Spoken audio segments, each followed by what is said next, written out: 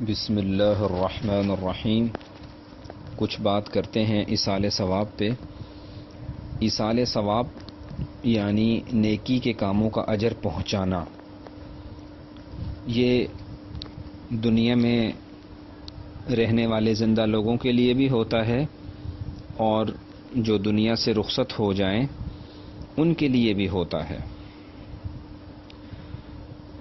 حضرت ابو ہریرہ رضی اللہ عنہ ایک دفعہ اپنے ساتھیوں کے پاس سے گزرے اور فرمایا، کیا آپ میں سے کوئی ایسا نہیں ہے جو 2 رکعت نماز نفل پڑھے اور کہے کہ یہ ابو ہریرہ کے لیے گفٹ ہے؟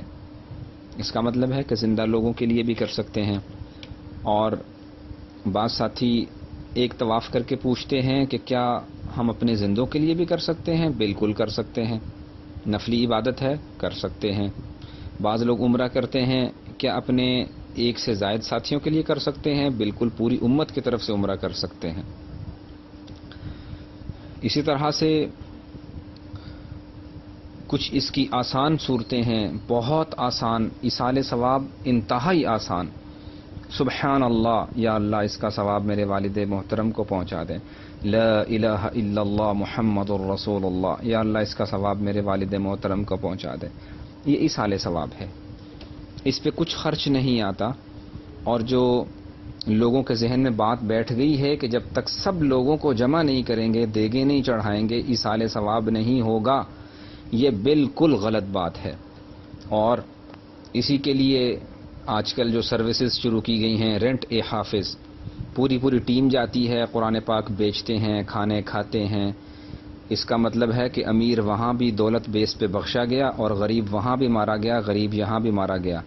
یہ اللہ کا ضابطہ اور قانون نہیں ہے۔ میں نے جناب 200 قرآن خرید کے اپنے ڈیڈی کو گفٹ کیے ہیں۔ کہیں پہ میں نے اعلان سنا 2000 قرآن، آپ 2 کروڑ قرآن بھی خریدو تو کوئی اجر و ثواب نہیں ہے۔ اس طرح سے میتیں نہیں بخشی جاتی۔ ہاں، خلوص چلتا ہے اللہ کے ہاں، جو سکہ چلتا ہے خلوص کا چلتا ہے، فلوس کا نہیں چلتا، پیسے کا نہیں چلتا کہ پیسوں سے خرید کے آگے قرآن پہنچاتے رہیں۔ اس میں خلوص نہیں ہے۔ جب خلوص نہیں ہے تو وہ آگے عمل ایکسیپٹیبل نہیں ہے، آگے قبول نہیں کیا جائے گا۔ اور اسی طرح سے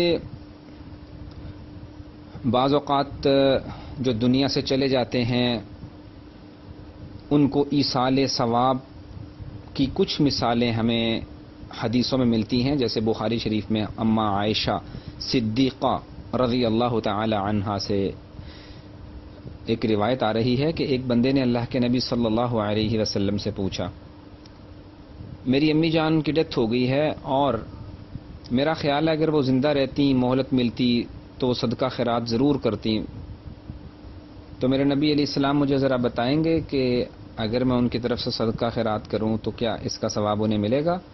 اللہ کے نبی صلی اللہ علیہ وسلم نے فرمایا، جی ہاں ملے گا۔ بخاری شریف کی یہ روایت ہے اور 1388 نمبر حدیث ہے۔ اسی طرح حضرت سعد بن عبادہ رضی اللہ عنہ کا واقعہ آ رہا ہے کہ ان کی اماں جان کا انتقال ہو گیا،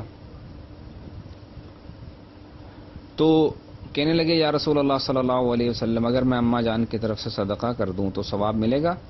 ارشاد فرمایا، ہاں بالکل ملے گا۔ انہوں نے اپنا ایک باغ تھا مخراف، اسی وقت میں کھڑے صدقہ کر دیا کہ میں اس کا ثواب اپنی اماں جان کو پہنچاتا ہوں۔ اور صحیح مسلم، نسائی، ابن ماجہ کی روایت آ رہی ہے، ایک آدمی آئے اللہ کے نبی صلی اللہ علیہ وسلم سے پوچھا، میرے ابو جان کا انتقال ہو گیا ہے اور کچھ مال بھی چھوڑ گئے ہیں، مال کے بارے میں کچھ بتایا نہیں تھا، یعنی وصیت نہیں کی تھی، تو اگر میں یہ مال ان کی طرف سے ہی صدقہ کر دوں تو کیا ان کے لیے کفارہ ہو جائے گا، ان کے لیے صدقہ جاریہ ہو جائے گا؟ ارشاد فرمایا، ہاں ہو جائے گا۔ اور بعض اوقات کہیں پر یہ ملتا ہے، جی تلاوت قرآن پاک سے ایصال ثواب نہیں کیا جا سکتا۔ صحیح مسلم کی شرح نووی میں لکھا ہے کہ ایصال ثواب کی یہ بھی صورت ہے کہ پڑھ کے کسی کو بخش دیا جائے، یہ بھی صورت ہے کہ قربانی کی جائے، لیکن اس وقت موضوع ہے تلاوت سے ایصال ثواب۔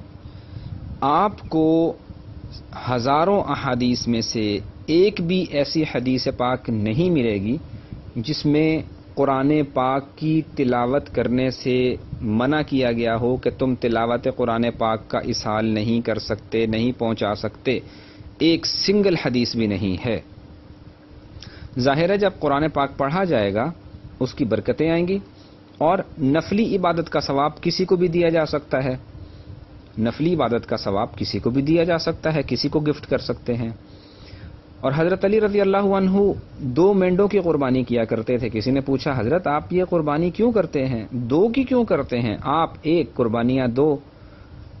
تو حضرت علی رضی اللہ عنہ نے فرمایا کہ مجھے اللہ کے نبی صلی اللہ علیہ وسلم نے حکم فرمایا تھا، علی جب تک میں ہوں تو میں تو قربانی کرتا رہوں گا، اگر میں دنیا سے پردہ کر جاؤں پھر جب تک تم زندہ رہو تو میری طرف سے قربانی کرتے رہنا. تو گویا اپنے جانے والوں کی طرف سے اگر اللہ پاک نے گنجائش دی ہو تو جانے والوں کی طرف سے بھی قربانی کر دی جائے.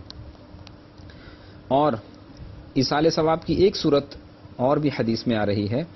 ایک آدمی آئے، اے اللہ کے نبی میرے والدین دنیا سے چلے گئے ہیں، اب میں چاہتا ہوں کہ وہاں ان کو خوش کر دوں، کوئی صورت ہے؟ فرمایا ہے. ان کے لیے دعا کیا کرو، ان کے لیے توبہ استغفار کیا کرو، اور اگر انہوں نے کوئی جائز وصیت کی ہو اسے پورا کرو، اور جو لوگ ان سے ملا کرتے تھے ان سے بہت اچھے انداز سے ملنا، اور جو ان کے فرینڈز تھے ان سے رسپیکٹ کے ساتھ پیش آنا، انہیں فلی رسپیکٹ دینا.